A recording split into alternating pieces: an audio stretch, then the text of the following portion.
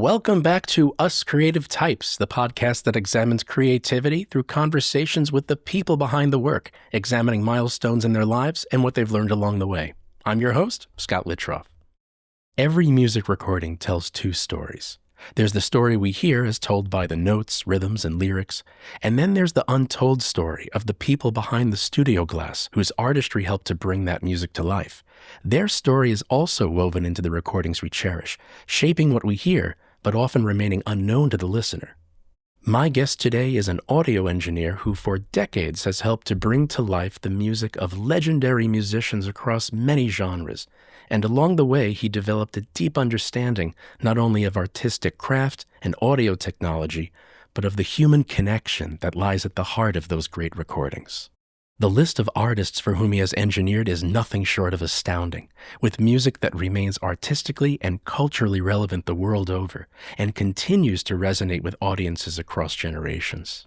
Now a collegiate educator, he brings his wealth of knowledge, intense passion, and heart to the classroom, providing valuable mentorship to those pursuing the recording arts. It's my distinct pleasure to share with you my conversation with Mario Salvati. Mario Salvati, thank you so much for being here on Us Creative Types today. It's a thrill to have you here. Pleasure. And, at the start, I have to do this. I have prepared a sheet here. And the reason why it's on a sheet is because it was too extensive for me to remember. But this is just a selection of some of the major sessions of which you were involved with as an engineer. Within rock, alternative, and punk, the band Television, Tom Verlaine, Elysian Fields, Luna, the Ramones, Blondie, Richard Hell and the Voidoids, Lou Reed. Within avant-garde, Philip Glass, R&B, soul, and funk, Aretha Franklin, and Angela Bofill. Within hip-hop, Public Enemy, Run DMC, LL Cool J. Latin, Celia Cruz, Hector Lavoe, Willie Colon, Ruben Blades, Tito Puente, the Fania All-Stars, Eddie Palmieri, Mongo Santamaria. Singer-songwriters, Bob Dylan, Jeff Buckley, David Byrne, and film and soundtracks, Beach Street, Beverly Hills Cop, and I almost missed one. This is Madonna from the Borderline album. So just some of the amazing sessions of which you were involved as an engineer. And that is quite a spread, not only in notoriety, but also genre. And what I'd like to ask you to start with is, if we go all the way back to your formative creative years, how did all this begin? How did you find your interest in sound architecture, in music? I'll try to not make it too long. Oh, that's okay. Make it as long as you want. No. I was working in a plumbing supply, putting myself through school. I was going to RCA Institute, which was an electronics school in New York City. Became TCI when RCA decided to get out of it. And I was going to be an electronics tech. That was the main thing. I've been into electronics and that kind of stuff since I can remember. Building slot cars and making motors when I was young and all of that. And I love that kind of stuff. I still do stuff like that. And the owner of the plumbing supply, his son was into race cars. He always had his friends hanging out, and one of his friends was into music.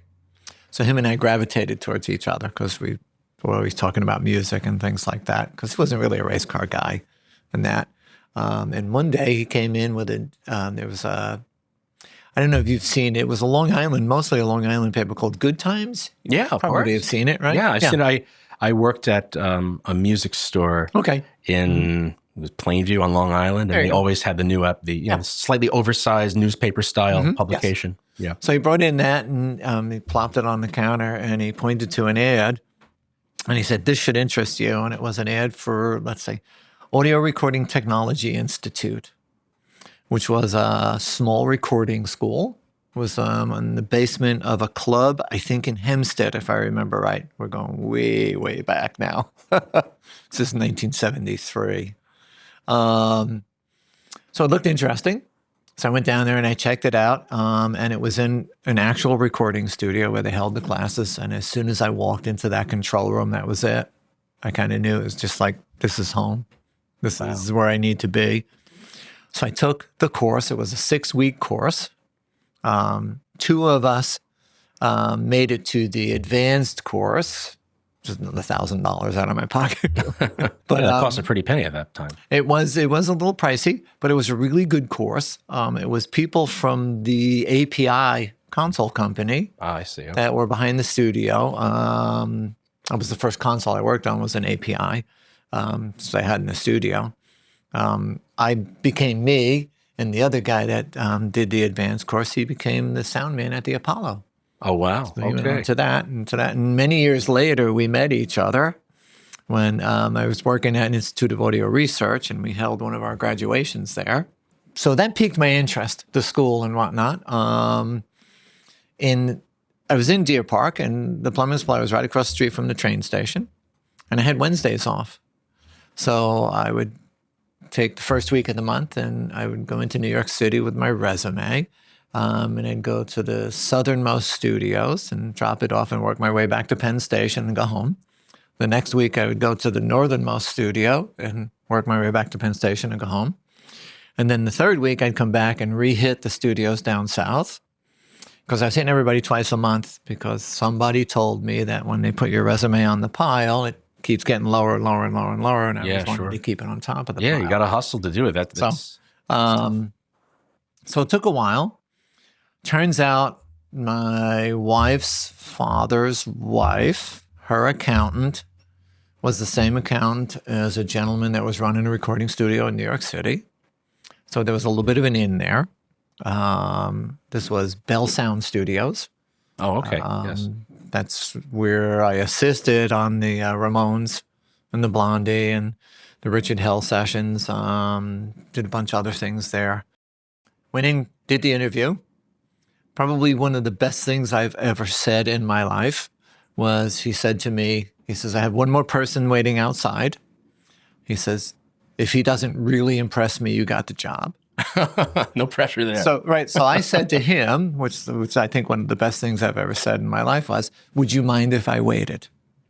Because I wanted him to know I was sitting out in the waiting room there. And he said, sure. So, and he came out after he interviewed the guy and told me I had the job. Wonderful. So that was my start in the studio. I was a tape librarian, which my responsibility was to come in the morning and make sure every session in the complex had everything they needed for the sessions. So I do all that in the morning, and then I hang out in the studios all day long.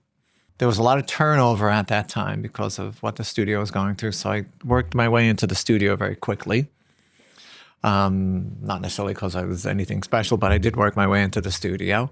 That's how I got to work on the sessions. That was Hilly Crystal brought those guys in. Right. So we did a little bit of that. But I mostly worked with an engineer named Malcolm Addy, a producer engineer named Malcolm Addy, for the year that I was there, besides the salsa stuff that I was working on. And he was ex-chief engineer of Abbey Road Studios. Okay, wow. So he was a heavy hitter by then. So he was a heavy hitter guy. To say the least. He was pretty amazing. He was a magician. So, I mean, he's still around. So he had already worked on the Beatles and he had done some work with the Beatles. He had the reputation of being the only engineer to walk out of a Beatles session. It's a whole other story on its own. That's a distinction of its own. It was a distinction of its own, yeah. So, but I learned a lot from him about my technique and just in general. You can really ask him questions because he'd yell at you. He's a really old school kind of guy. But that's where I started working with Fania Records. They were a client of the studio. Fania Records, the legendary Latin salsa and Latin pop studio. Their New York studio was called La Tierra, right? La Tierra, yeah. When Bell Sound started to go under, actually, they decided they needed their own place. So they bought it was a studio called Good Vibrations. Back in the day, which has its own reputation. Good name for a studio. It was a very cool studio, actually. So they went over there and they started to utilize the studio. I stayed at Bell Sound, actually, and one of the other guys that was working at Bell went over with them. But a couple of weeks later, he really didn't like it and whatnot. So I was asked to go over there. So I ended up spending about 5 years there. Nice amount of time you were. Yeah, we refurbished the studio. I had the technical background, so I was very helpful to them. At some point, we were upgrading all the equipment in the studio, and they hired a gentleman named Al Fierstein, who's the owner of Acoustalog. Oh, okay. Right. He's a big name Very well himself. known in studio design, Right. and electronics and maintenance guy. And he also owned Sorcerer Sound, I the see. studio. Okay. So starting to make the connection. Yeah, of So course. when he came in to work with them, I was the liaison for Fania because I was the technical guy. So we got together. We got to know each other, and that's how I ended up going from Fania to Sorcerer. So this was all it sounds like a very organic trajectory of you starting out with some formal training. Mm-hmm. You're interested, you take that course, you take the advanced course, and the rest of it is learning through doing and learning through mentorship that you found at those locations. Yeah, mostly learning through doing. Okay. That's really what it is. I mean, I have an extensive library at home. I lived, ate, and breathed audio in those days. I just couldn't get enough of it. Mm-hmm. And part of the reason why I got the job with Fierstein at Sorcerer was I was visiting him one day to talk about the work at La Tierra, and I noticed his bookshelf, and he had a book called Environmental Acoustics because he did that kind of consulting and whatnot. And I said to him, "Oh, you got that book too? I have that at home." And he was pretty astounded that somebody who was an engineer would have a book on environmental acoustics. I said, "I love sound. Sound to me is just like the coolest thing." is this just more of not necessarily a musical study of sound? It wasn't really much of anything to do with music. It was like office buildings and bridges and things like that, just managing acoustics and like most everyday stuff. Okay, but it had to do with sound. But that can be so useful if you're treating a room. Absolutely. Yeah. Absolutely. Which is why he had it. I mean, some of his clients and his clients to this day are, are people that live in apartment buildings and the neighbor upstairs is making noise, things like that and whatnot. So that's the environmental stuff. Wow. So, okay. I lasted about 3-4 months at that studio, Sorcerer. That's when I first went into teaching. That was around 1980. I decided that where were you I had first enough. teaching at that I started to teach at Institute of Audio Research. Okay, right. Which is a very well-known school. Started by a gentleman named Al Grundy, who's pretty much a legend in the audio world. Absolutely. I mean, just major guy. And I kind of felt the little guy there because everybody there was like major people like Al. And I'm like, oh, okay, I could do this. But I only lasted about a year because I really couldn't take what I would call a straight job, a 9-to-5 kind of thing. So I went back into the studios, and I went back to Sorcerer. Okay. Which was great. Did a lot of work freelance, this and everything else. But Sorcerer was still home. When I would bring things back to Sorcerer. Around about 91 or so, I went back into teaching. I had children. My wife and I had children, and I wanted to participate in, their upbringing as much as I could. But one of my clients, one of the guys you mentioned, Tom Verlaine, Reformed Television, wanted me to do the album. So I took a 3 or 6 months sort of break from teaching, which turned into 6 years. Wow. Because once I came back in the studio, it was like, oh, these people want to do something, these people and this and that and everything else. Right about 2010, I went full-time. No, 2000, I'm sorry. 2000, I went full-time for the most part teaching. But then I opened my own studio, blah, blah, blah, yada, yada, yada. And we're going to get into the blah, blah, blah, yada, yada, yada. Of course we will. No.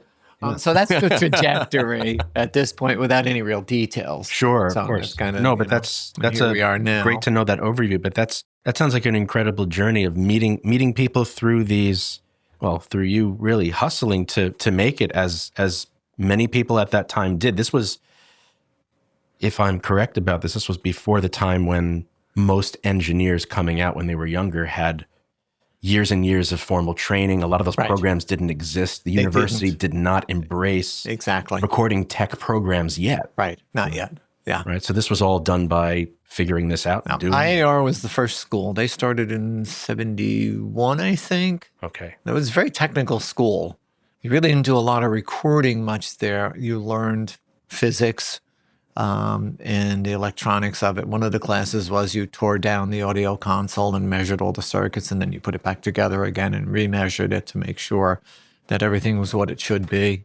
Stuff like that is what they taught there. We don't teach that anymore. No, but None of the schools teach that That's anymore. a detail. When you said technical, I had an idea in my mind, but that is technical on steroids. Yeah, it was pulling pretty, it apart, putting it back together. Yeah, it was pretty intense. Yeah. So there was math course that you had to take before you could move on.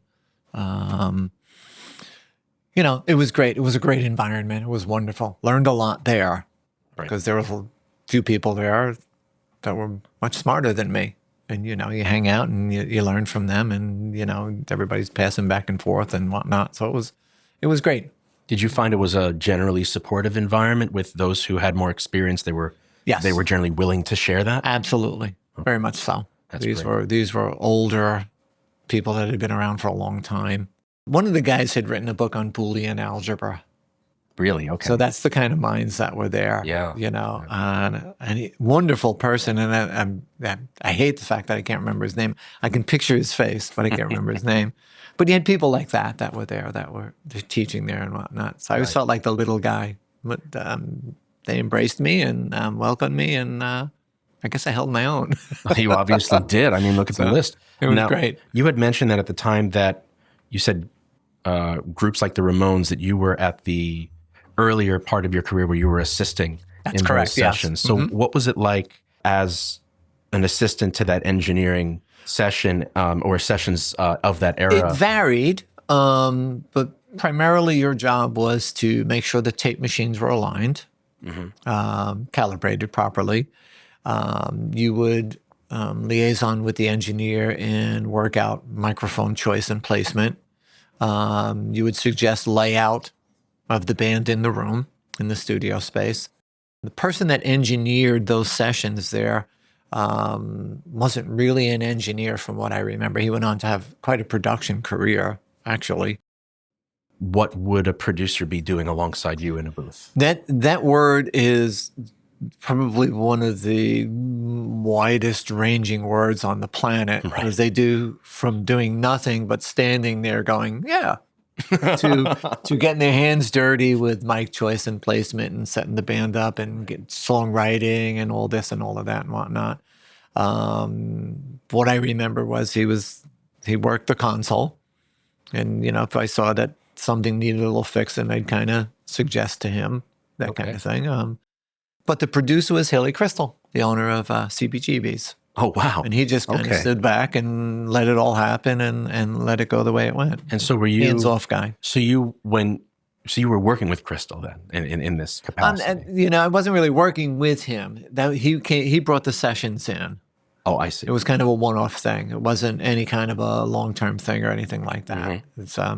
It's what became the Ramones' first album, Richard Hell's Blank Generation album, and then it was a single for Blondie that we were working on. But the guitar player that was playing for Richard Hell, funny, one day he's sitting out in the lounge and he's ripping off these jazz riffs like crazy. And, you know, and I looked at him, I said, why are you in there playing the punk stuff, this, you know, kind of thing and whatnot? And you can do that. You know, and he said to me, that's what pays the bills. That's so interesting. But isn't that an amazing thing? You find these great musicians and they're moving through genres too. Because, I mean, that's something that I definitely want us to get into and get your take on this, because this list, I mean, even just this selected sessions list goes through so many genres that anyone, even casually listening, would say jazz and then R&B and then hip hop and then Latin. All of these are so different. The sonic product that you end up with is something so different. But we even find the musicians themselves, they were versatile in so many styles. Many of them were, yeah. You know, funny thing was, this is again going way back. Do you ever hear the band Stuff? Yes, absolutely. Okay. Yeah. I met those guys at Sorcerer. It's not on that list there. At Bell Sound, I'm sorry, not Sorcerer, at Bell. We had a client who did the music for pornographic movies. The scores for pornographic movies. And it's funny. It's a living. And he was a serious score writer. He was a serious musician and whatnot. And he hired the top tier session guys. Yeah. So you would have Steve Gadd, Richard T., and all those guys coming in. A lot of the guys that became Stuff, they would be coming in and playing this, boom, boom, boom, boom music to, to Stuff and one. But he was paying them triple scale. Wow. So because okay. they had money back then, it was really a stare. And I'm like, okay, this is fun. But yeah, it's the musicians that really do a lot of the work. I think it's Jack Douglas said that great musicians make great engineers. And he's right. If you got a great musician, they're going to do 95% of the work for you. And really, in the end, you just got to get out of their way. That's why the session guys get the big bucks, because they know exactly what they need to do. Right. And you let them do it. And then you just make sure that you capture it, and away you go. And just to clarify, when you say session guys, you mean the musicians who were hired for those recording sessions who may be versatile in 10 different styles, and they're called on that day to do a jazz gig, another day they're doing pop, then they might be doing an orchestra, and they come in, they do the work, they're prepared. When they get there, they already know what's going on, and then they do it, and then they leave. And then they leave. Yep. Right. And they make money. Yeah. No, it's not that. They're just amazing musicians. I've had the pleasure of playing some live gigs with musicians who mostly do session work, and I have to say they are the most disciplined, most versatile musicians I've ever met. But it makes sense because you go back to that old phrase that time is money, and they know it. They know in the studio it right. is very much so, especially back then, because they were, all the musicians were getting paid. If they were top tier, they were getting triple scale. The studios were pricey. The technical talent, the engineers in that day or whatnot, they made pretty good money. Right. So it was. And you had 3 hours to get a commercial done, top to bottom. Right. So, and that's not as much time as people may think it is. It's a lot of things to do. They do 3 hours in the morning, do a lunch break. They do 3 hours in the afternoon, and that's 2 commercials done, finished, out the door. So I never really got into that world. Way too high pressure. And you know what I mean? That was a little too insane for me. I've only done 2 commercials in my entire career, and that was it. Oh, all right. Stayed away from that side of it for a bit. So, in your career working as an assistant to groups like the Ramones and Blondie and then these rock and alternative, and then moving to La Tierra, this is salsa, this is Latin pop. Did you find that there were differences in what you would need to do as an engineer in order to support that? Very much so. I was a Long Island rock kid. Okay. Coming in, I never knew salsa, to be honest with you, until I started working with it at Bell Sound. I just got totally enthralled by the polyrhythms and the percussion and all of that.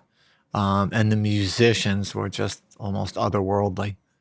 They'd get a chart, they'd look at the chart, they'd practice a couple things here and there, 1 or 2 takes, the song would be done.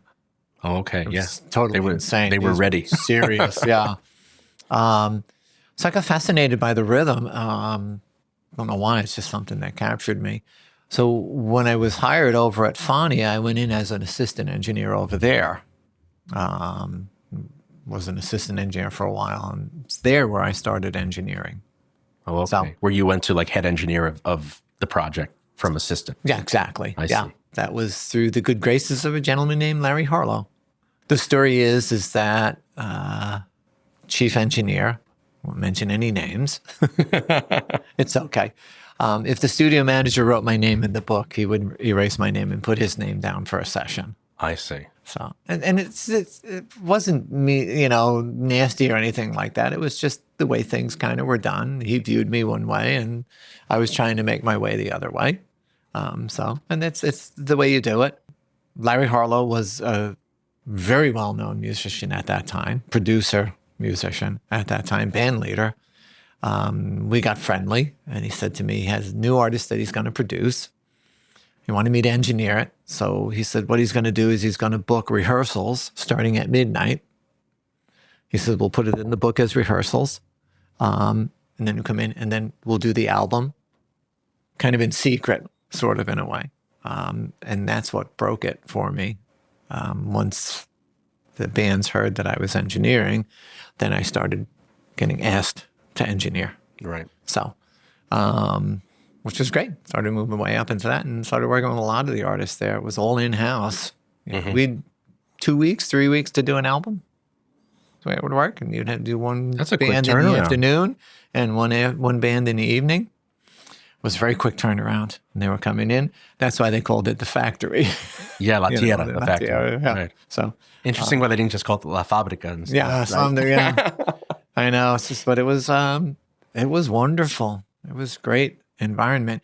Most of, it's where you learn to listen, because these guys were bringing in instruments that I never even knew existed. And one of the things that Malcolm Addy taught me, and also one of the engineers at La Tierra, Irv Greenbaum, who goes way back to the 40s, was another person that was very, very influential in my life as an engineer. If you don't know, ask. Mm-hmm. Simple but effective. Right. So I got to ask the musician, okay, you're playing, this drum. What are we doing here?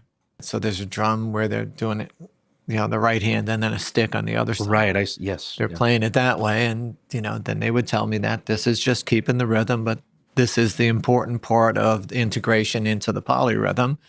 So that's how you would learn how to mic these things. But you see, that's amazing that you tell me that, because I know from experience, and this is, again, not naming names, because, sure. right? But there are obviously engineers who feel like, I'm not affecting this, I'm just recording it, and I'm Right. outside.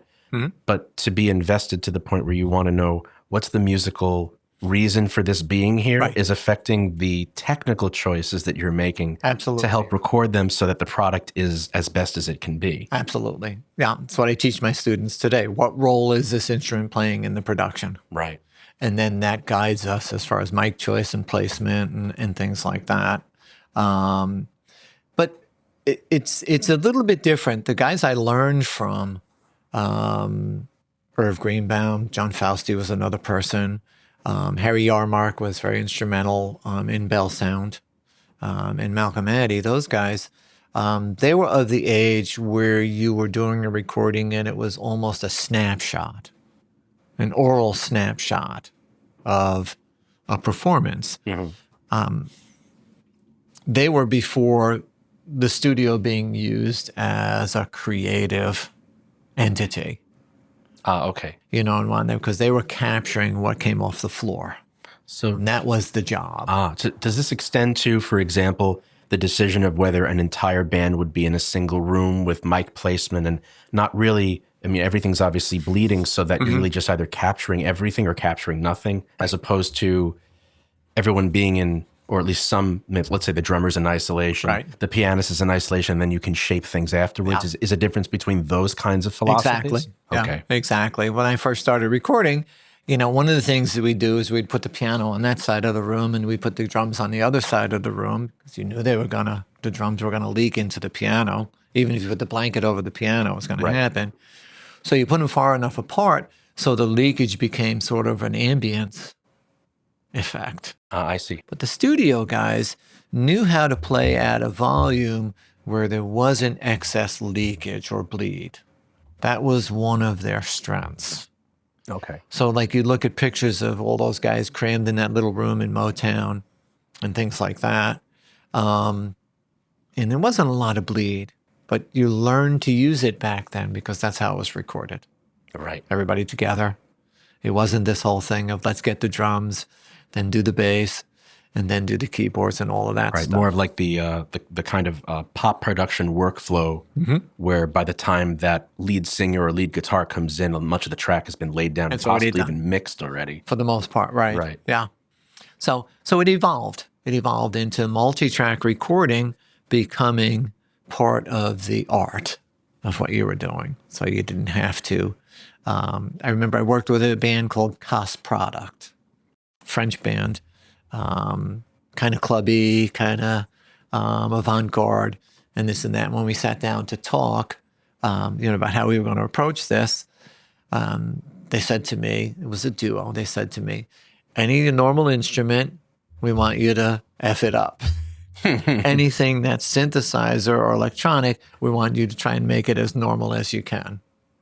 That's our thinking. Okay. So that sort of, you tried to follow that. So you took the organic instruments and you tried to tweak them around and do all kinds of weird stuff with it. And anything that was synthesizer or noisy, you tried to make it sound something organic, and it created a certain sound. It got very creative. It's a lot of fun. Of course, you're helping someone else realize their sound vision. Their vision. Something. Exactly. But at the same time, you yourself are a creative person who has a way of interpreting that. And that's nice to hear the way that you worked alongside with them, because you have 5 engineers that were given the exact same project. You're going to get 5 very different recordings. Absolutely. Absolutely. And the artist then has the prerogative to choose which one they feel better serves what they're trying to accomplish. And that's what it is. You come in, you're collaborating with the artist, but you're always keeping in mind that it's their music, it's not yours. I mean, I know people that would argue that, and some successful people that might argue that, and all well and good. It's what makes the music business so interesting. But for me, it's always been about serving the song, but being mindful that this is the artist's vision.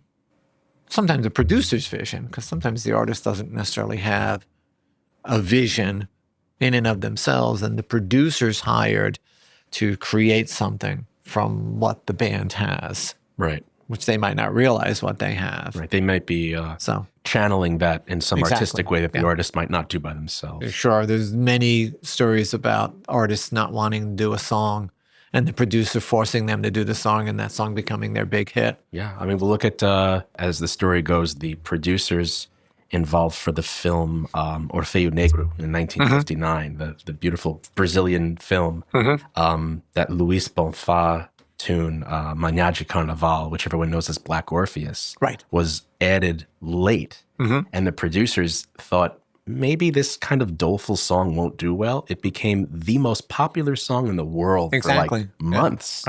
And they just said, let's go for it. So yeah, you never know. But you don't. And the artist doesn't always know either. Sometimes the producers have it. The ones I know is Eddie Money with 2 Tickets to Paradise. From what I understand, he hated the song. And they had to really, cajole him into doing it. And David Bowie with Space Oddity didn't want to do that. And really? That launched one of my the whole favorite thing, songs. right? Exactly, yeah. So you don't always know. I know you're going to go to the salsa stuff. Absolutely. And one of the things that I get asked about when people find out I do salsa was the Hector Lavoe album, La Comedia. Yes. And they're like, oh, I'm getting chills. And they asked, did you know it was going to be a classic? And it's like, no, you don't know that. The public makes it the classic after it's released. You don't necessarily know that you're doing anything that's, I guess, I don't know, legendary? Is that the right word for that record? It's absolutely. You know what I mean? You don't know that when you're doing it. You're just involved in doing something. Yeah, you get tingles when you're doing it and when he sings it, or you know that this is really, something really good, but you don't really know how the public's going to take it. So tell me what the experience of being involved in that. Was your role head engineer for that? I was one of the engineers on that. I think the 3 of us shared engineering. At La Tierra Studios, it was John Fausti, who's legend. He was the chief engineer, really. Irv Greenbaum, who's another legend.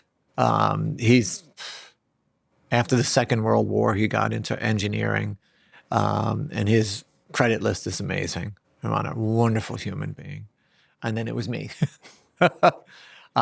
So we shared, because, they're going to come in and do this, they're coming there, and who's available and that kind of thing. It wasn't necessarily that you were assigned this album and only you worked on it. It's that kind of thing. So, but it was pretty much business as usual. Okay. You just had, the people doing the arrangements, writing the songs. Ruben was writing the songs. I think he wrote 4 songs on that album, if I remember right. I know he wrote El Cantante. And I think he wrote La Comedia also, right? But again, it's going way back. So he was around, and it was pretty much, what we did. That's really what it you comes guys were down just to. doing the craft. We were just doing what we did. Yeah. You know, and it was, I'd love to say it was amazing and all this other stuff. Right. Some kind of like crazy war story about the clouds opened up or anything like that. It wasn't. It was just us doing what we did, you know, and it was just, you know, they picked the right musicians. Everybody was into it. And it just came together. It's just one of those things. Yeah. You know, and you know you're doing something really well, but there was a lot of albums that were really well. You know what I'm saying? Absolutely. There was some great stuff that was being done. So right. But also so many notable and very influential artists around that time going through that New York studio for Fania. Yeah. I mean, I think the only one that was really special was Celia Cruz. When she came in, you felt like, or you knew you were in the presence of royalty. It's the only way I can explain it. She was wonderful. What did you work on with Celia Cruz? I did 2 albums with her. Okay. Don't ask me the songs. Because again, you're working and you're doing these albums and you're doing these things. And it's just, okay, that was 2 weeks ago. Now you're on another album. And it was great. It was wonderful. We were having a blast. We're all young. We're all having a great time. You know, and it was very, very creative because nobody from the record label hassled anything about what we were doing. Okay, so it wasn't like just let us go. The suits or the business side of Absolutely it were not not. there. And the owners, well, Jerry Masucci was the co-owner. He was an ex-cop who became a lawyer. I understand he became a spy at one point going to Cuba. Some stories about that. Okay. And there was Johnny Pacheco, who was an artist in and of himself. So even when Johnny was around in the studio producing and working on music, he was a producer and a musician. He wasn't really the co-owner of the studio. Right. Except the one day I got to engineer for him, and I was sweating profusely because I was so nervous, and he knew it, and he made sure that he had a good time with it. And it was a lot of fun. But I got through that set. It was a wonderful guy. Great guy, and it was, you know, but we were just doing the music, and it was just, you know, wives and girlfriends would come in and they'd bring rice and beans and food and whatnot, and it was a lot of times just parties, not really parties, but, you know, it was very organic and very family. Yeah. You know, you'd be sitting there doing a take and whatnot, and all of a sudden a trumpet would get loud, and you'd look over and somebody's kid would be sitting there playing with the faders on the console while you're recording, you know, that kind of stuff, you know. It's like, don't do that, you know. So it was very family-like, and it was, but talented musicians. I mean, those guys were a killer. Oh, they're still bar none. I mean, you listen to those bands. I mean, the people, I think, can be desensitized to how difficult it is to produce music that way and how difficult it is to perform it. Because you have these musicians who are so legendary at what they do. How to make a trombone sound like that. Most trombonists can't do it. Not, you know, knocking a trombonist. It is an incredibly difficult instrument. Or trumpet or saxophone, any of it.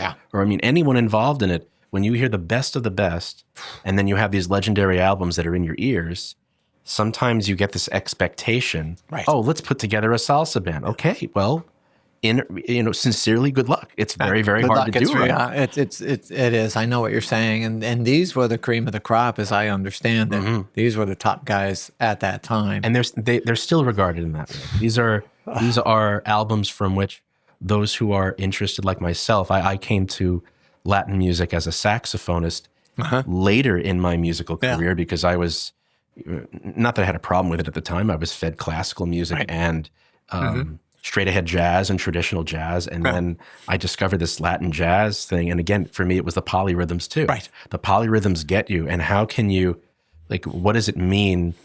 Don't cross the clave. I'm like, I was just thinking of Ghostbusters. I'm like, do you mean like the beams? What are they talking about? What do they mean about it? And then you learn about what all these, this beautiful world, and it is a completely different world. It is. It's very deep. And yet for all of its complexity, people dance to it like it could have just been simple 4 beats and nothing else. Yeah. And when you get that world lining up. Back then, you know, we would go down to the Cheetah, which was on Broadway and up there like that. And it was almost a religious experience in the club when people were dancing and getting crazy and whatnot. I mean, it was, you know, it gets deep. But funny about the clave, this studio hired a guy to do editing because most of the songs were about 5 to 8 minutes long, something like that. And if you wanted to get something played on the radio in Puerto Rico, it couldn't exceed 4 minutes. I see. Okay. So we had to cut everything down. And of course, at that time, I was still the assistant. So guess who was going to do the editing with the guy that's figuring out how to cut these songs down? And it was funny because in the beginning, I'd do an edit and he'd say, no, good. You reverse the clave. And I listened to it and I thought, no, I didn't. And we'd go back and forth because I didn't understand it. And that's how I learned about clave and stuff like that, was from the editing. And he was very patient. So through that, you would know, like, and of course I'm being reductive at this point, but if it was supposed to be a 3 + 2 and you didn't necessarily know that before, you might 2 + 3. Right. Yeah. So, but that's great to know that your editing decisions, of course, and it makes sense that your editing decisions had to be informed by knowledge of what that musical product needed to be. Exactly. Yeah.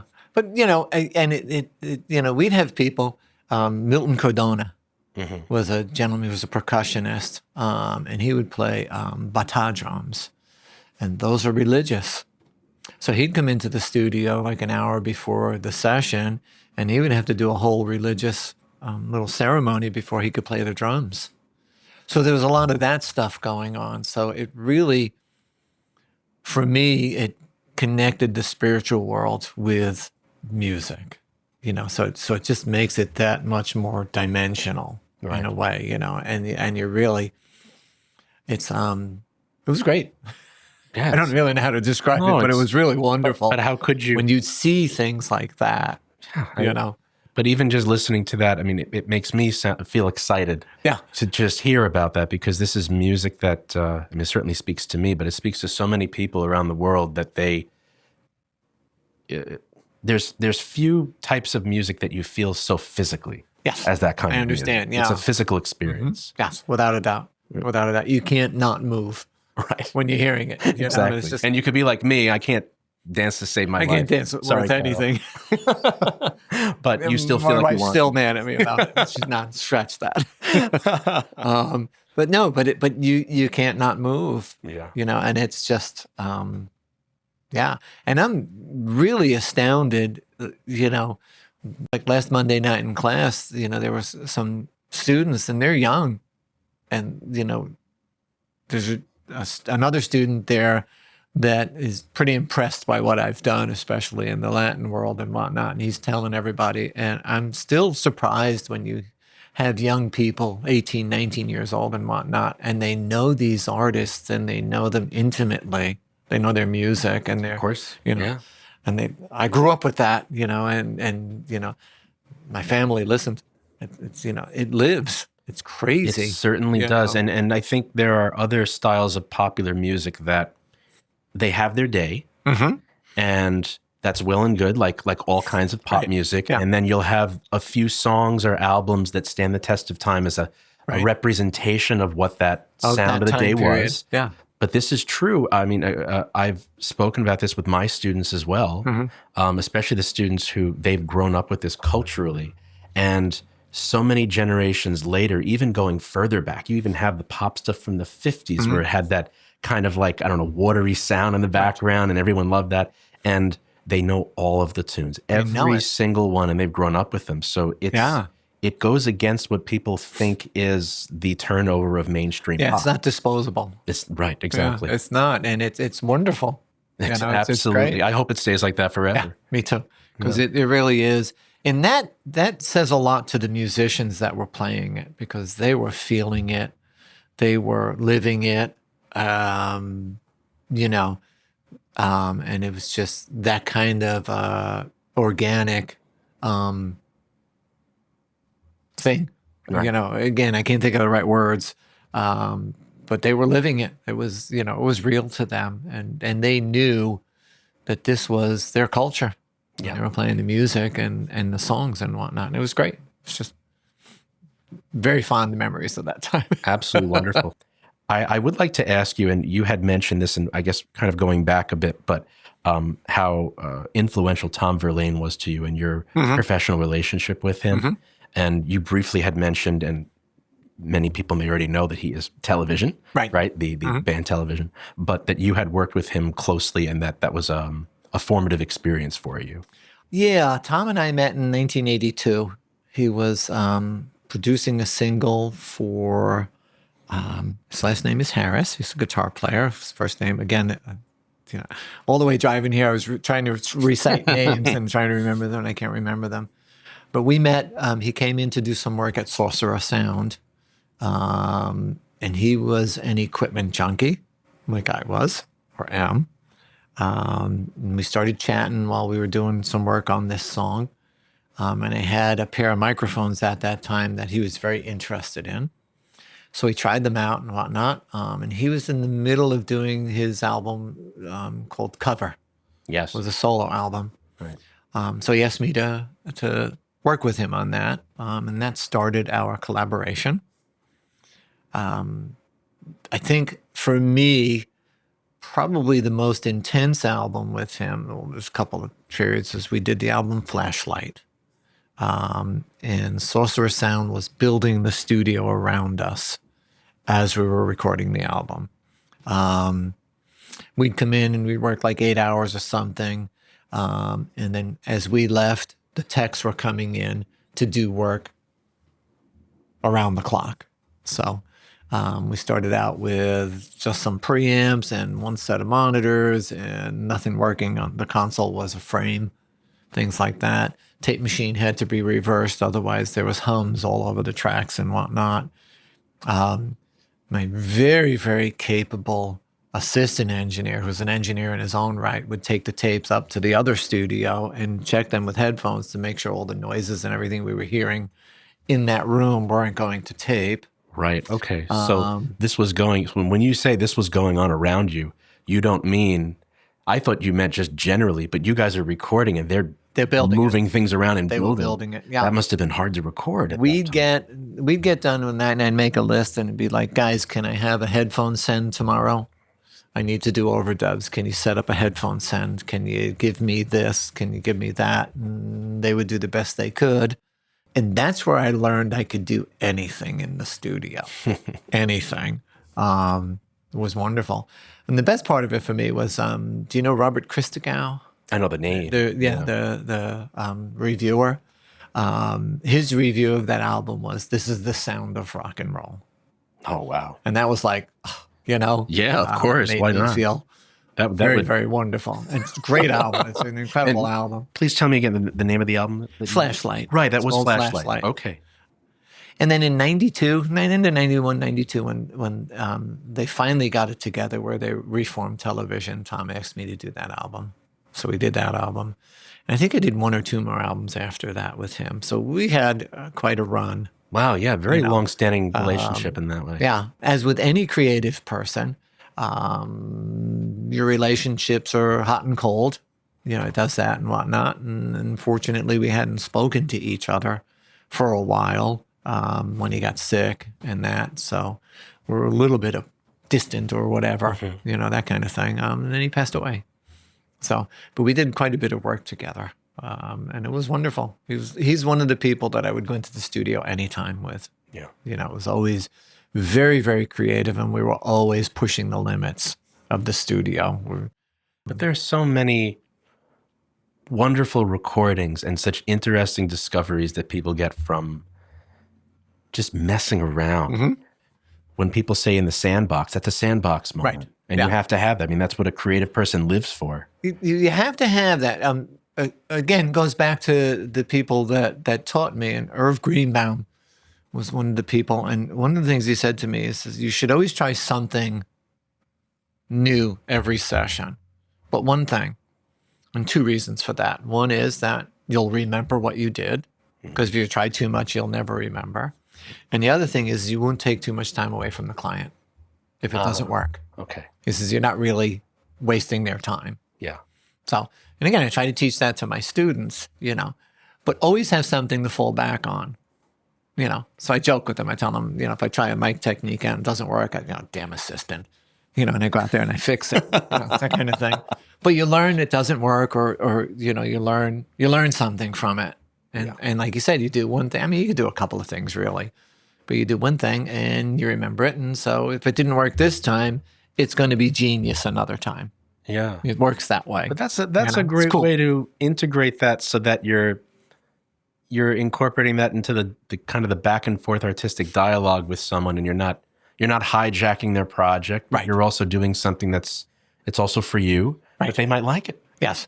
Yep. Right. There's that technical, quantifiable aspect of art is something that I find that creative people love to talk about. We're not often asked about it. No. There's this assumption that being a creative person means that everything is kind of like the yeah man philosophy, and I suppose that that's also a healthy aspect of it. But there is a quantifiable scientific aspect of learning to be a creative person. Yes. I use the word science. I tell my students, nowadays you need to know the science so that you can utilize it and be creative. Right. The more you know, the more you can do. It's really what it comes down to. So I lament the days when they're not learning the electronics and they're not learning the deep physics of sound and, things like that, because that really served quite a bit. Right. Your technique, just... You can visualize the sound as it moves around the room. You know what I mean? And then, you can just do things with it. So this dovetails into something else I wanted to ask you about. You obviously experienced a change in music technology and the standard ways in which recording is done. You're talking about magnetic film, magnetic tape quite a bit, and then now we have digital multi-tracking. And do you feel that something creatively is perhaps lost in the way that we do things now? Yes and no, but it's different. There's always been complaints about the sound or the technology since I can remember. Right, no matter what the state of that technology. No matter what. Is. People would complain about tape with hiss. People would complain about vinyl records, this and that. People complain about cassettes and that kind of thing. And then digital comes along and you've got all this expanded capability, and then people complain about that and this and that and everything else. And then the public doesn't really care. Does the music move me or not? Right. It's really what it comes down to. But yeah. But going to your experience with hip hop music, a very different product, and I imagine that the production methods, especially because of layering pre-existing sound and things of that nature, that it must have been a different experience. And drum machines were often utilized, especially we're talking about a lot of the groups you worked with, Run DMC, LL Cool J, and especially Public Enemy, known so much for their intense layering. Right. I believe Fight the Power alone had 21 samples inside of underneath it. Yeah. I mean, what was that kind of experience working with that kind of music that used drum machines and whatnot? It's the same thing, really, when you're dealing with somebody layering guitars or somebody layering keyboards and that kind of stuff. So you're dealing with different instruments.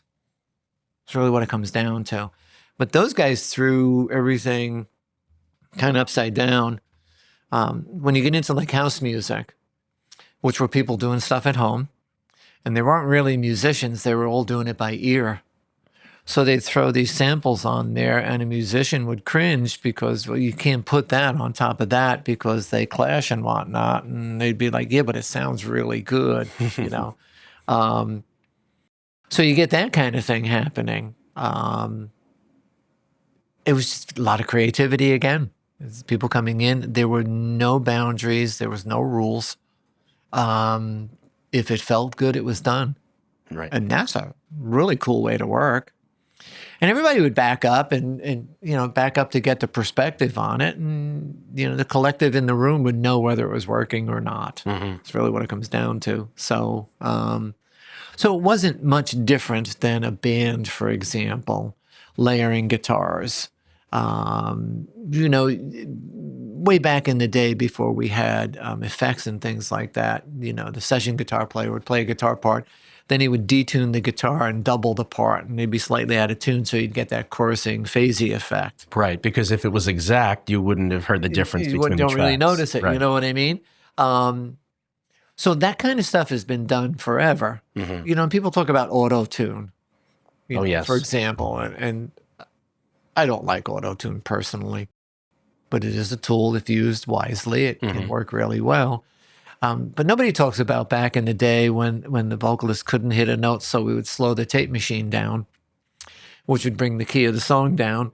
And then they could hit the note, and then we would speed it back up to the proper speed again, and everything would sound great and whatnot. But how clever is that? You know what I'm saying? Before we had auto-tune, and that kind of stuff. So things were always, how do you think they got the Chipmunks? Oh, right, Alvin and the Chipmunks. Yeah, that was all recorded at a very slow speed and then sped back up to normal speed, and their normal voices became the Chipmunks. So, so that kind of stuff has been going on forever. Some of it was easier than others. I worked with a band once where the vocalist sang the songs. It was a Saturday night, and he went through the songs. There was 3 songs. It was a demo for the record label. And the next morning he flew to Africa, back to visit some friends that he had made when he was in the Peace Corps. So when we came in Sunday afternoon, we heard there was some pitch issues with the vocals.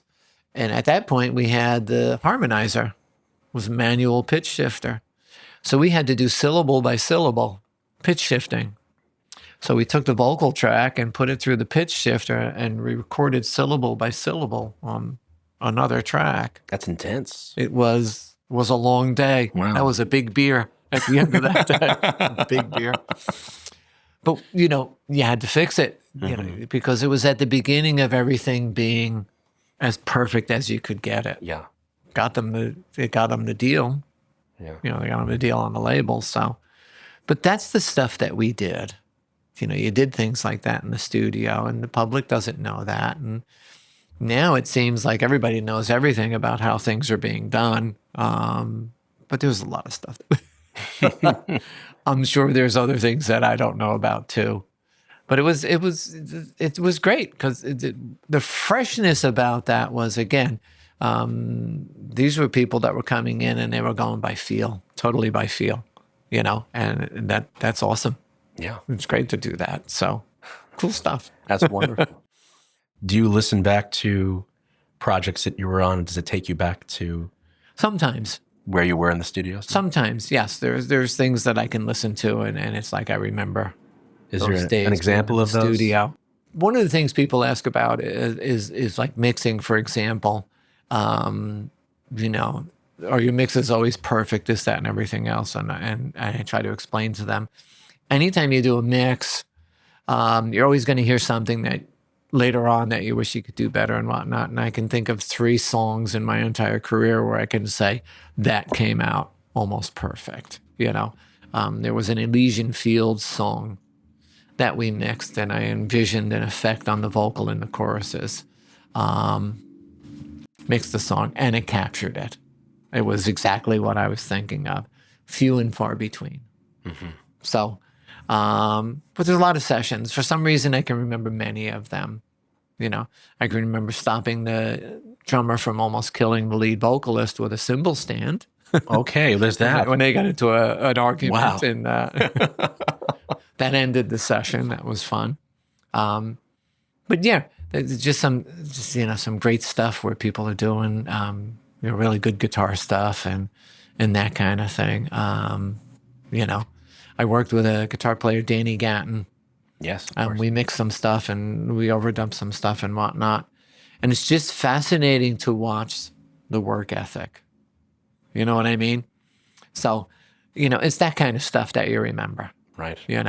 He made me want to throw my guitars away. He really did. I wanted to put them in a barrel and burn them.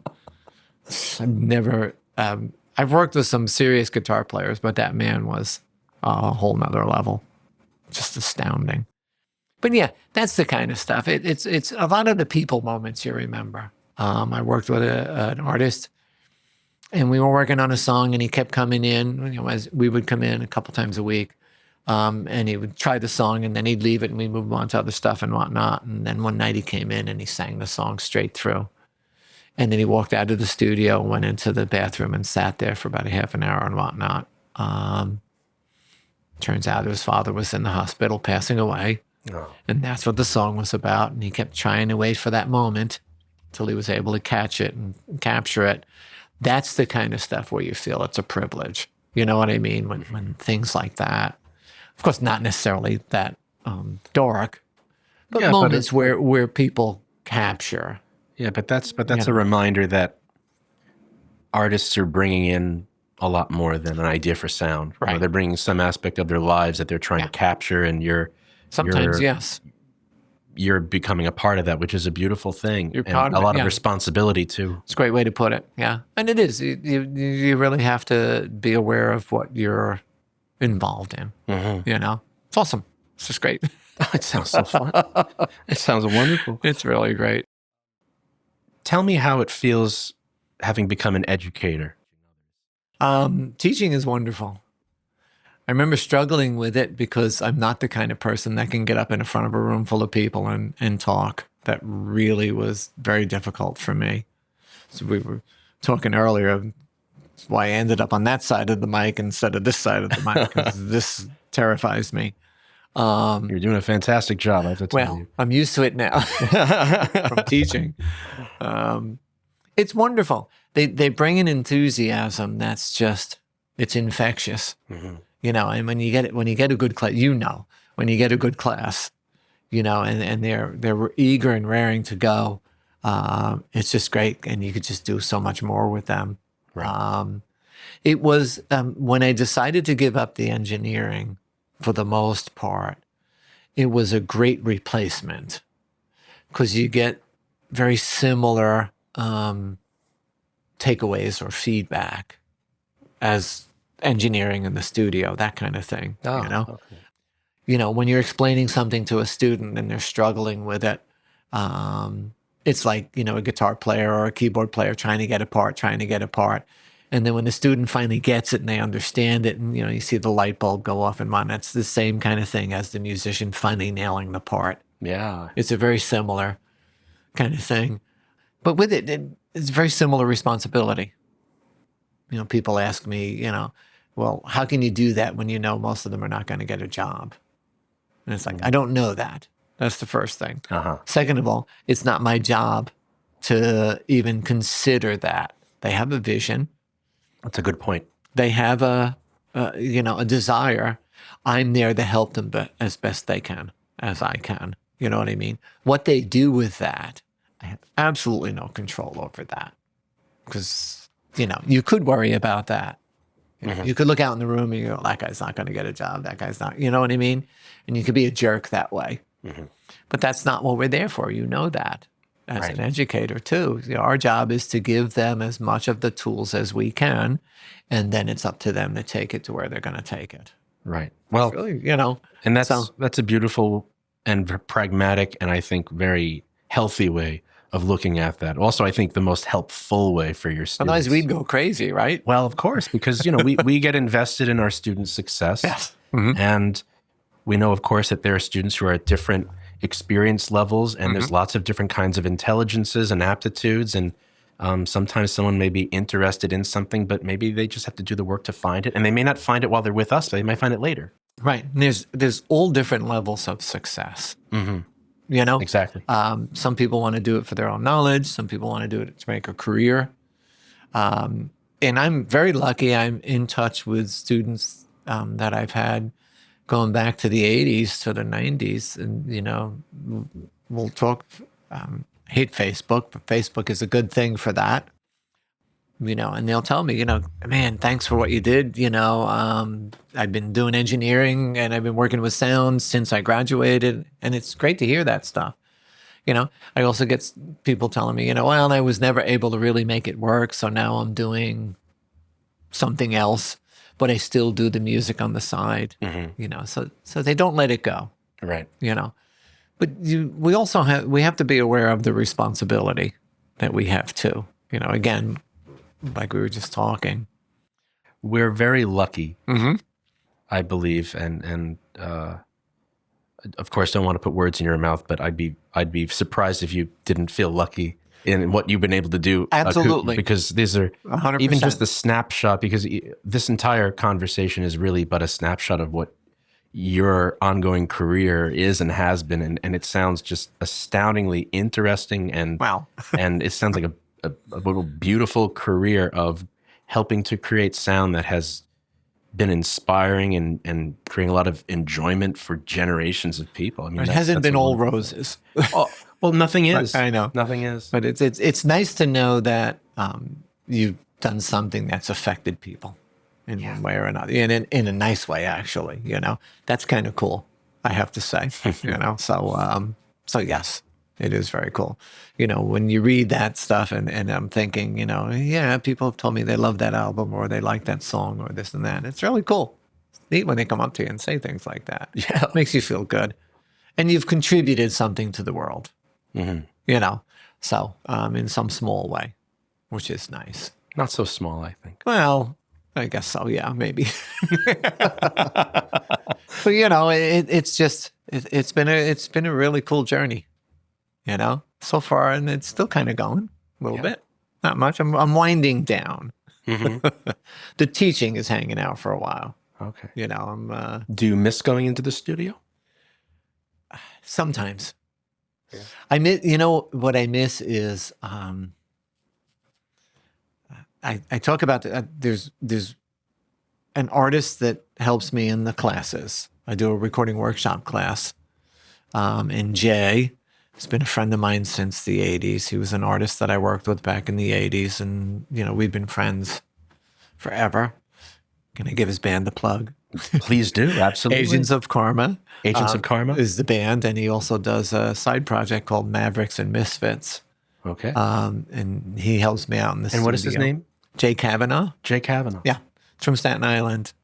And, sometimes we'll be in the studio because I do a recording workshop class and he comes in as my artist a lot. And we'll talk about it. And because he comes in and he brings in tracks that he puts together at home as guide tracks. And then he lays down a for real bass. Then we bring the drummer in. Then we bring the guitar player in. And then we get keyboard tracks, and everything is done layer by layer, layer on it. And I tell the classes a lot of times that the last session I did where the whole band played together was Jay's band back in the mid-'90s, mid to late 90s. That's what I miss. I miss being in the studio with a band when the band's working towards that take, or when they're working out the songs. Or they're working out an arrangement and things like that. And there's a group of people, for that one goal, That's the kind of stuff that I lament more than anything, late at night, sitting there, just hanging out, thinking, getting inside your head or whatever. That's the stuff you're on. But there's other things too. You miss a lot of the process, Oh, that was great working with that guitar player or that keyboard player or whatever. But that was the fun. Yeah. Like the salsa bands. 18-piece band going full tilt in the studio. God, there's nothing more powerful on earth. If you say a party, that's a party. It's crazy, and it's what most of the bands were when we did the Salsa. It was, 15 to 18-piece band live. It was incredible. So that's kind of what I miss. But I don't miss the nights sitting there with a vocalist that can't sing in tune. And you're going to be spending a lot of hours auto-tuning. I don't miss those nights. But when you're working with the special people that just make it easy and that kind of thing, it's great. You've done stuff, right? Some fun projects. I did a major classical project a few years ago with our friend and colleague Rob Anderson. Nice. An album called Global Saxophone that we actually had recorded on the Adelphi stage. Oh, beautiful. This was during lockdown, actually. Ooh. We were in the room by ourselves, and I helped him set things up, and he ran all his cables. I think he had around, I don't want to say, I think he set 21 microphones. Okay. Because he had a lot of hall reverb capture. Not unreasonable. Right? Yep. But 3 days of just capturing some beautiful works, a lot of premieres from that. I got to work with the wonderful producer and even better human being, Darren Ron, who is mostly known in the smooth jazz world. Right. He works with the likes of Dave Koz and Najee and the late, great Wayman Tisdale, and learned a lot from working with someone like that. It's always nice when you're learning. Exactly, isn't it? Right? Yes. But I feel it when I get to work with engineers and producers who really know their craft and are very open about it, it's a masterclass. Yes. It's not just a project. But even gigs you've done, I'm sure, where they were just magical. Oh, sure. And that's the kind of thing. Yeah, that you tend to miss when you're not doing it as much anymore. Those magic moments. So we have a segment that we have added where during our conversation, I know, no, it's a good, I hope, that during our conversation, my lovely wife and lovely producer, Carol, who is off camera and off screen, has been listening to our conversation, and she thinks of some follow-up questions. Oh, okay. And so I'll have a few follow-up questions to ask from Carol. It actually started out as something that was just so organic, where Carol just, I think this was after the first episode that we had when I had interviewed David Stoller from the Samurai Hotel. She's like, I had a couple of questions and I didn't ask them. And then we're like, oh man, but you should. Yeah, really. Because, It'd be kind of cool to have that voice come from off camera. Exactly. Did you want to do it? It's a voice from the ether. Because we could have captions and do it that way. The reason that I don't do that is because I feel like I'm the most awkward person. Like, I have this very cool things to say, and then I feel like I panic. And I can't do that. See, now you know how I feel when I'm sitting here and how much it's taking me to overcome that. I completely understand. And I also just wanted to tell you, like, I think this has been great. And I love having you here because, I don't think you understand how, like, every time that I listen to the songs, it's just so incredible to me that, growing up, I grew up in Colombia. I only came to the U.S. when I was 13 years old. Okay, yeah. So just listening to these songs brings me back to, like, my childhood. And even though I was not alive for, like, when those songs came out, I remember my aunts and my uncles just listening to that, and just that brings me back to those memories of, like, family just being around and happy. And exactly. Like, even when they weren't happy, someone would always just turn out the music, and all of a sudden, everybody was happy. Exactly. Yes. And it's you're going to make me cry. Amazing. Stop. See, because I'm thinking, with my family, they weren't very musical. But I do remember there's that song, When the Lion Sleeps Tonight. That was my father's favorite song. I'm not getting into anything there, but anything like that. So I hear that song and it takes me right back to being 5, 6 years old in the car and him cranking it up on the radio. Same kind of thing. I mean, I'm sure there's more, but similar. Yeah, it's wonderful, right? It is. And never in a million years I would have thought that I would be here, like, sitting with someone who was in the same room as Celia Cruz. Or but it's. I hear that. I do hear that from people, and it's wonderful to hear that from people. Thank you. It really is. So, but wonderful. When we spoke about it, I mean it so sincerely that you were involved in these recordings, that it's not just the cultural longevity of that music. Right. It's also, you were part of making something that became so important to so many people's lives. I understand. Carol grew up in Cartagena in Colombia. I know. And when she saw on that list on your discography that Grupo Nietzsche was on there, Carol's like, I know all these people, Celia Cruz, Willie Colon. I mean, she lit up. She's like, oh my God, he's going to be coming here? I'm like, yeah, I work with the guy. She's like, you work with him? I don't take it lightly. I do understand. I mean, it's just, but I do understand. It is, and it's wonderful. It really is. I'll give myself a moment. Of course. It is awesome. I have to say thank you. Thank you. So, a few questions from Carol. Excellent. So this is that you had mentioned feeling like the, quote, little guy around people with decades of experience at one point. At what point, if ever, did that start to shift for you? After I was at, this is when I was working for Institute of Audio Research. This is where I really felt that way. After I was there for a little while, I started to get comfortable because everybody treated me as an equal. There was one person that I had trouble with, and him and I had trouble years later, but we're good friends. But everybody started to treat me as an equal.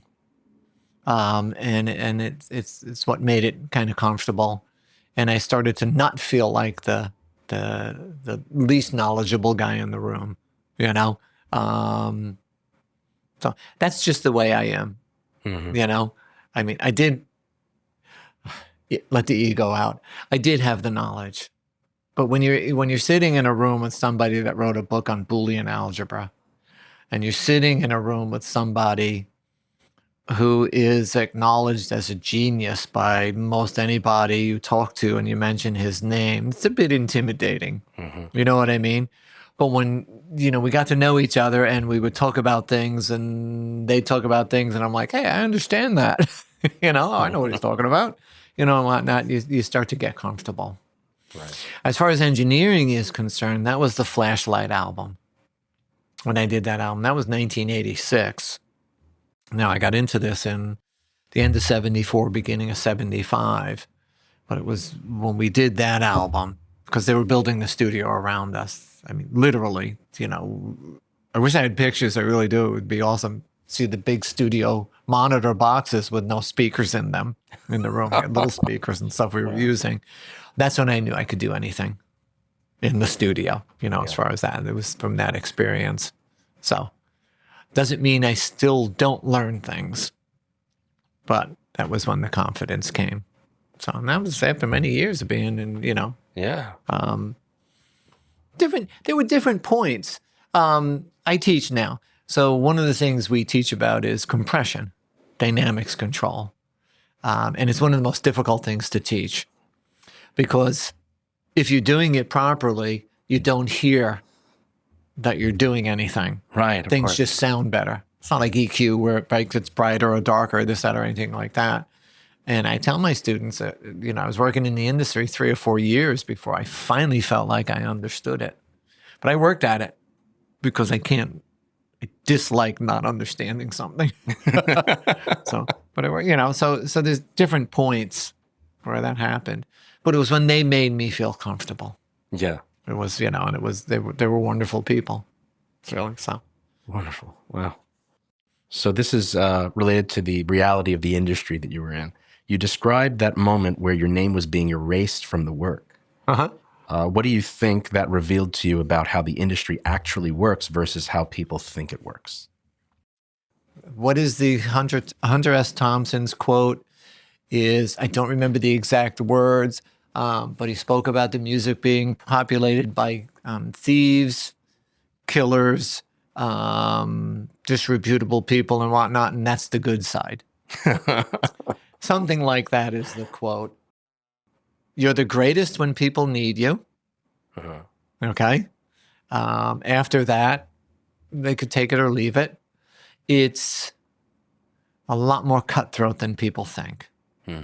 Doesn't mean they're bad people. I tell my students, yes, it's great to get to know the artist. It's really cool to get to know the artist. It's really a pump, this and everything else. But they're not going to do much of anything for you. They'll use you if they feel that you are beneficial to their career. People you want to get to know is the managers and the record company people and those people, because they're the ones that might be able to do something for your career, that kind of thing. And I'm trying not to make it sound like bad or evil or anything like that, but it is, it's every man for himself, every person for himself. A lot of people don't understand the teams. I'm not a fan of that word either, but it's the current word, the teams that are behind the stars. You look at any one of the big stars that's out there, and there's a multitude of people behind them that are contributing to who they are. There's some stars out there where their biggest talent is putting the right people together to be able to achieve their vision. And their vision is not necessarily always artistic. Their vision is to be successful. You know, that kind of thing. So yeah, so there's a lot outside of it. You know, I talk to a lot of people that are students, so they read credits. But, you know, you look at, and I don't want to mention any names, but, you know, because it wouldn't be fair. I'm not trying to take away from anybody. You read the name of an artist, and the song, and there's like 8 people listed as contributing to that song. That's the team behind that.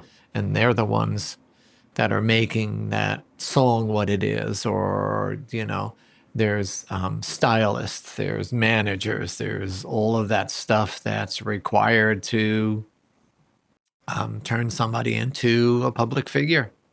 Same thing with politics. They got groomers and all of that, and that whole thing there. Very few people make it on their own. Put it that way. But it does happen. But there is a lot of people behind the scenes that do it. Nobody knows what us engineers do. But that's why it's so important that we have this conversation, because one, we wanted to celebrate your work specifically. Thank you. Appreciate that. But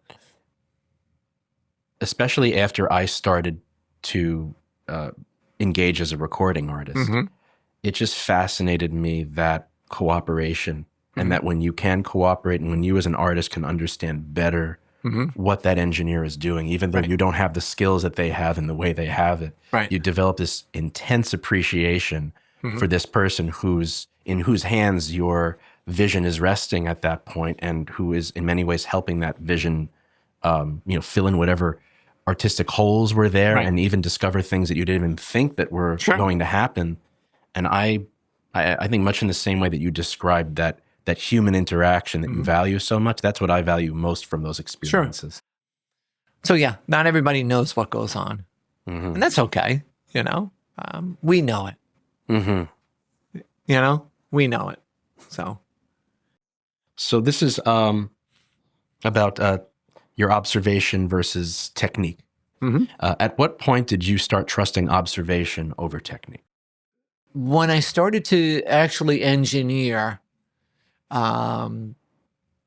it's more about listening than the actual seeing. The seeing is you're taking what you see and you're correlating that to what you're hearing. And you're analyzing that to understand what is it that could be better. And that's where the science comes in, because now you're taking your knowledge of the science of mic technique and the performance of microphones, how they react, and using that to create a setup that captures what you think the artist is trying to achieve. So I don't think I'm anything special in that regard. I think most any engineer would probably say something very similar. So you observe what they're doing. And that's what I learned from, again, Irv and Malcolm, is Malcolm would go out into the studio and listen to what's going on out there. And then he would place the microphone where he felt most appropriate based on what he was hearing. Right. I guess I learned that from an early age. So it was hammered into me that you serve the song, that you have to, it's above everything else. I don't care about your ego.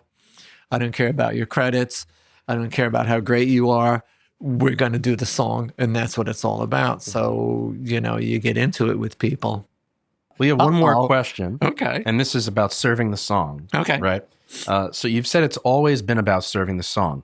How do you personally recognize when you're supporting something versus unintentionally shaping it too much? Good question. That's a great question. There are certain questions that can't be answered with words, I think. It's just feeling. Okay? Cues for that is the response of people in the room. So if you do something and people are not responding, we got into that a little bit when automation came about. We started to, as the term was, automate the life out of the music and make it too perfect. So you have to step back from that. It's like auto-tune that we mentioned earlier. Do you remember Manhattan Transfer, that band? Oh, absolutely, yeah. They used to auto-tune that band. Yeah. And it was like, why? They're incredible They're singers. great, yeah. If you ever heard them live, I was about to say, live, they're amazing. And they would auto-tune them in the studio because they could. And it's like, why are you ruining this? Because they painstakingly learned how to, you know, and this is something that, you know, we've spoken about this, I mean, quite a bit with musicians over the years, that the difference between singing a note in tune and then learning how to sing in harmony and having to adjust your intonation because of that justification, as they call it. That's a whole skill in itself. And they were perfect at it. I don't think they would ever need it. That was the background singers. You know, they had all of that down. Right. It's a skill you learn as far as damaging the song or that kind of thing. I can't think of anything specific right now, but I guarantee I've been very guilty of doing too much because I could. I think most any engineer would probably, if they were being honest, would say the same thing. You know, I added all of this and that because, you know, we had it in the studio and I could, and then you listen back to it a week later and you go, that's disgusting. Well, you know, you don't know what learn it. But you don't know what that precipice is until you get to that level. You Until have you to get there and then you say, oh, okay, that's where I got to back off. You learn from that. You do learn from that. It's an interesting process, but it's very difficult to put into words, you know, because how do you know when a mix is finished? You just know. You know, it's just like, you could say things like, well, when you do something and it really doesn't do anything, but that doesn't necessarily mean anything. You just kind of start to feel it, you know? And then, of course, you're always going to listen to it later on and go, you know, I could have done this or this or this or whatever. But it becomes a feeling kind of thing. These days, there's a lot of people involved in making, say, pop music or something like that. And there's always comments coming back and this and that. And a lot of times you go over the line and then somebody's going to hopefully bring you back. So, but I think, you know, more the feeling than anything. I wish I could answer more than that, but I can't. But again, like I said earlier, perfect mixes, I can maybe 3 times in my career where I can say those mixes are perfect. Everything else, I could think of things I would do better. I could think of 2 or 3 records where I'd love to get those tapes back and just, you know, do them again now because you know more and you're different and this and that and everything else. The song lets you know. The song will always tell you. I tell my students, when you're getting ready to, it's called mixing, you know, when you're taking the raw tracks and you're blending them together and you're creating what the public's going to hear, the final mix. There's 2 listens. One is technical, where you're listening for any mistakes, any distortions, any problems, any issues and things like that.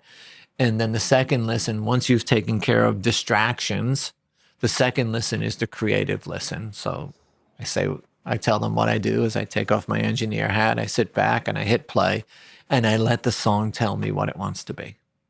And the song will always tell you what it wants to be. Always. No matter what.